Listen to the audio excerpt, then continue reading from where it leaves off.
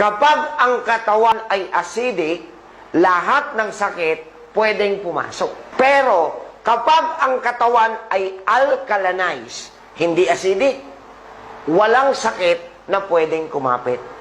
Imagine, ha? Kung simulat sa pool, hanggang ngayon, nakakainom ka ng napakasimple, 8 basong tubig araw-araw. Wala sanang may sakit sa inyo ngayon, ano? Sayang naman. Ngayon, pag malapot ang iyong dugo, law of gravity. Dahil sa kakulangan ng tubig, lumapot ang dugo. Papasok ngayon ang law of gravity. Doc, ano yung law of gravity? Nasaan po ba ang utak ng tao? Sa itaas o sa ibaba? Itaas. At dahil nasa itaas, malapot yung dugo, nahihirapang paakyatin. Kinakapos ngayon ng proper blood supply ang ating brain cells. Magrereklamo ngayon yung lalagyan ng brain. Ano yung lalagyan ng brain? Ulo.